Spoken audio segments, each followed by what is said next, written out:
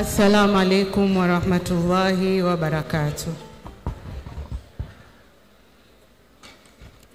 Mheshimiwa mgeni rasmi, dada yangu Zena Ahmed Said, katibu mkuu kiongozi, kwa wale wasiomjua cheo chake, ni katibu mkuu kiongozi na katibu wa Baraza la Mapinduzi kule Zanzibar. Kwa hiyo ni mtu mzito hapa, tuko naye hapa. Mheshimiwa Waziri wa Maendeleo ya Jamii, Jinsia, Wazee na Watoto kutoka Serikali ya Mapinduzi ya Zanzibar, pacha yangu Riziki Pembe Juma, dada yangu Sofia Mjema, mshauri wa Rais wa Jamhuri ya Muungano wa Tanzania, masuala ya wanawake, ndugu Abeda Rashid, katibu mkuu Wizara ya Maendeleo ya Jamii kutoka kule Zanzibar, wanawake wenzangu, Waislamu wenzangu, mabibi na mabwana, asalamu alaykum tena. Nianze kwa kumshukuru Mwenyezi Mungu, mwingi wa rehema, mwenye kurehemu. Mwenyezi Mungu ambaye ametujalia sisi wote tuliokusanyika hapa leo pamoja na wale tuliowaacha majumbani kuwa ni miongoni mwa wenye kumdhikri na kumkiri kwa neema zake kubwa kubwa na neema zake ndogo ndogo.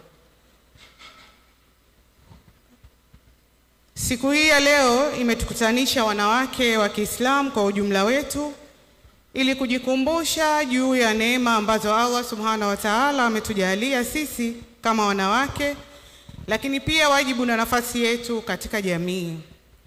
Tunamwomba Mwenyezi Mungu awajalie kila laheri wale wote waliojiwa na wazo la kuandaa siku hii ya leo, maana hii ni sadaka kubwa miongoni mwa sadaka.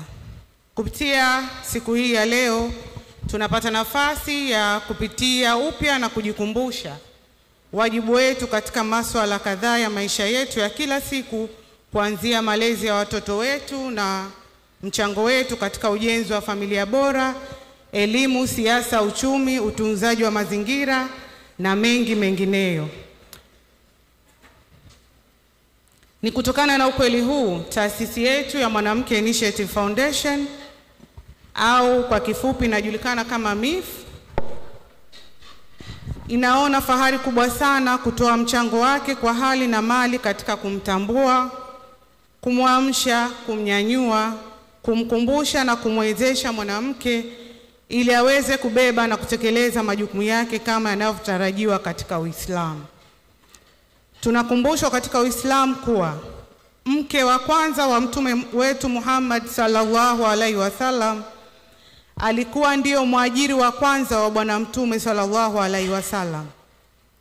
Hii ina maana kuwa mwanamke ni mfanyabiashara mahiri na makini, na ndio maana MIF imejikita katika kurudisha hali hii katika jamii kwa kuwawezesha wanawake kuwa wajasiriamali, wafanyabiashara na wachumi wa familia na jamii nzima kwa ujumla.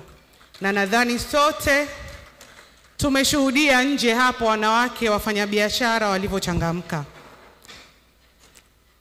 Si hivyo tu, tunafahamu kuwa Bi Khadija ndio mtu wa kwanza kumwamini bwana mtume sallallahu alaihi wasallam na kukubali Uislamu na kujifunza kila kukicha. Ndio maana MIF inaweka mkazo katika kurudisha hali hii kwa kuhakikisha kuwa wanawake wanachukua nafasi yao katika elimu ili waweze kutekeleza majukumu yao ya uzazi, malezi, biashara, uchumi na kadhalika, wakiwa ni wenye kuelimika. Na mikakati hii ya kuwanyanyua wasichana na wanawake kwa ujumla wake katika elimu ya msingi, sekondari, vyuo vikuu na vyuo vya ufundi.